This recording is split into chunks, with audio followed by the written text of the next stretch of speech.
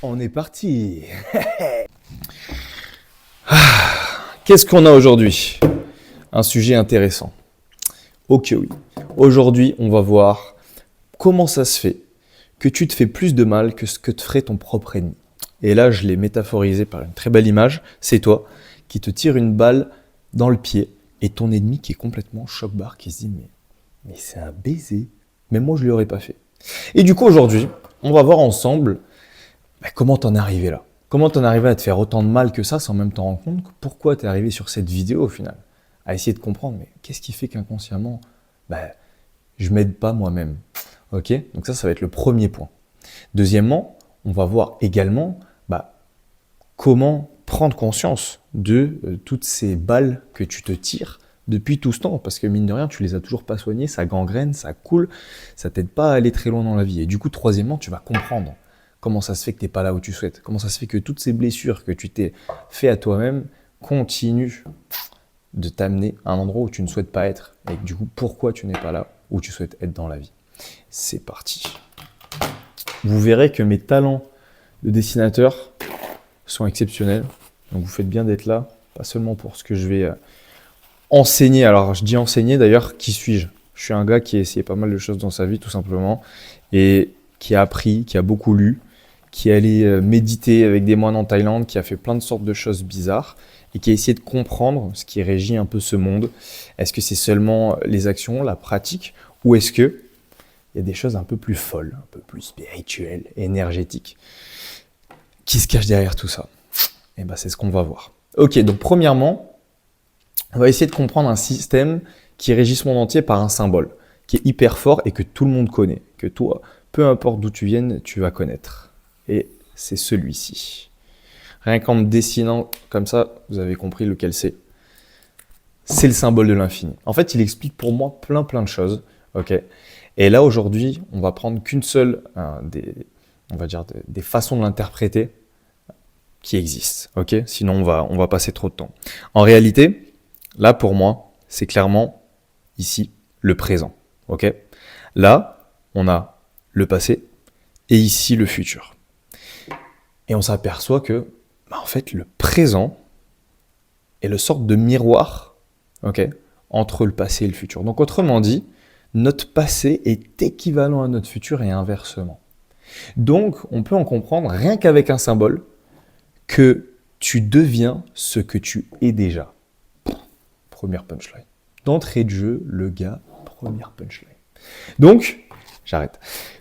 En réalité, c'est hyper puissant parce que juste avec un symbole, on capte à quel point tout ce que l'on a été jusque-là va déterminer ce que l'on devient. Okay. Maintenant, on va zoomer. On va aller un peu plus loin. Rassurez-vous, je ne m'arrête pas à des petits symboles. On va aller plus loin. Patience, patience. On va reprendre cette boucle du passé. Okay. Je vais zoomer un peu, comme si je zoomais sur elle. Okay. Un peu comme un ballon de baudruche au final. On n'est rien d'autre que des ballons de baudruche, si j'en suis mon exemple. Okay.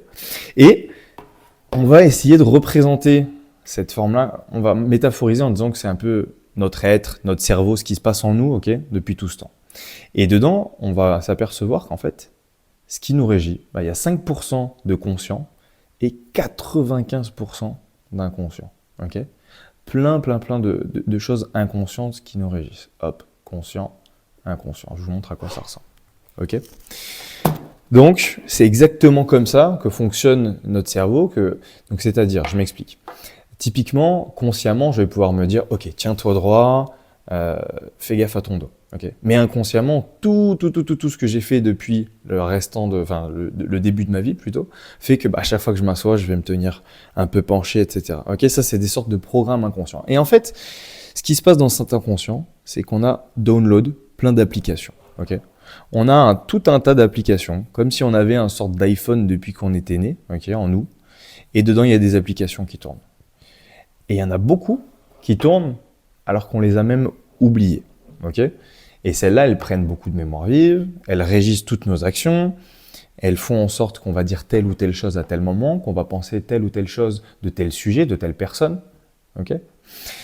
Donc, ce qu'il faut comprendre, c'est que ces applications-là, elles ont beaucoup plus de force que ce consciemment on va pouvoir dire. Okay. Et c'est là où en fait on va avoir déjà une dissonance entre ce qu'on va pouvoir désirer consciemment et ce que l'on va pouvoir désirer inconsciemment. On va revenir là-dessus en détail, beaucoup plus précisément, vous allez le comprendre. Bon, quand je parle d'app, de quoi je parle? Vous allez vous demander, ouais, mais c'est bien beau tes applications, j'y comprends rien. Ok, c'est assez simple. Une application, ça va être quelque chose que l'on a téléchargé en nous par une observation, une expérience avec une grosse intensité émotionnelle. Typiquement, on parle de trauma, mais pas que. Ça peut être aussi des choses qu'on nous a répétées toute notre vie. Donc, imaginons qu'on prenne une application qui soit reliée à l'argent. Ok, application Osei. Osei. Eh bien, typiquement, si on a entendu toute notre vie nos parents galéraient en fin de mois, comme quoi c'était stressant, comme quoi dès qu'on arrive à la fin du mois, on peut plus acheter ce qu'on veut aux courses, il faut faire attention. Attention, on va... En gros, l'état de stress, l'émotion de stress, de manque. Eh bien nous, si on désire consciemment de l'oseille, okay, qu'on veut par exemple plus de 10 000 euros par mois, plus de 100 000 euros par mois, peu importe, on va prendre 10 000 euros par mois, je pense que ça parlera à beaucoup de gens, bah, typiquement, notre cerveau conscient ne désire pas du tout ce que l'inconscient désire par rapport à l'argent. Okay, je vais faire un petit zoom là-dessus parce que c'est important de le comprendre. Là, je sais que dans la plupart de la tête des gens, c'est... Ils se disent, mais qu'est-ce qu'il raconte celui-là? On va y venir. Ok, c'est parti. Donc, on a l'argent. On a la partie consciente. Je sais pas si c'est celui.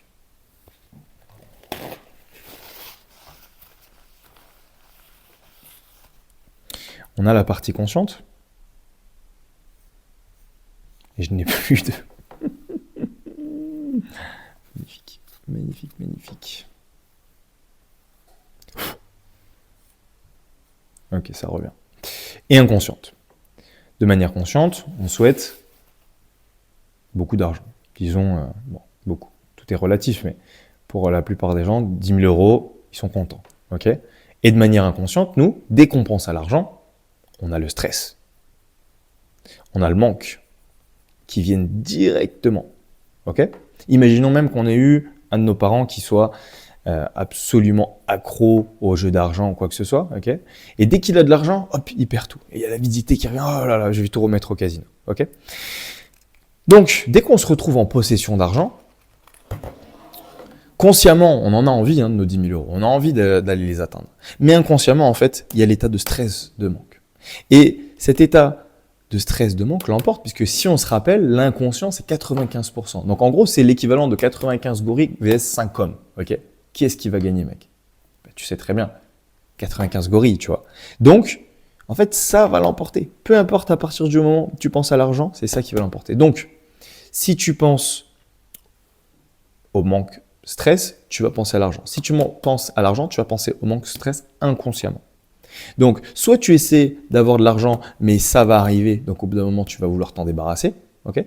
Soit dès que tu penses au manque stress, ça te fait penser à l'argent. Donc, tu ne vas pas en vouloir. Donc, à partir du moment où tu vas en avoir, c'est pour ça que la plupart des gens, ils vont dire « Putain, mais je comprends pas, j'ai hérité de 20 000 balles, c'est déjà parti. Putain, j'ai enfin réussi à faire un bon billet, c'est déjà parti. Je dois refaire, je sais pas, je dois refaire les façades. Ah putain, j'ai l'assurance qui me demande un truc. » Et ça, tout le monde peut se reconnaître là-dedans. Il y en a plein, ils ne comprennent pas. Chaque fois qu'ils ont de l'oseille, boum, ça repart. Mais ils ne savent même pas, c'est reparti comme ça. Ben, c'est relié à justement cette application, en fait, là, que tu as téléchargée sans même t'en rendre compte. Depuis toujours, tu l'as. Et elle régit toute ta vie. C'est elle qui va vraiment donner la ligne directrice de ta vie. Et du coup, on comprend que si on a plus d'applications, ok, négatives, que d'applications positives, en gros, par rapport à ce que l'on souhaite, et ce que l'on désire consciemment, bah forcément on perd. Okay, il faut que notre ratio positif soit supérieur aux applications négatives. Mais la plupart du temps, bah, c'est l'inverse et c'est pour ça qu'on ne se retrouve pas là où on souhaite être. Okay, et on comprend pourquoi il y a plein de personnes. On voit même dans le rap.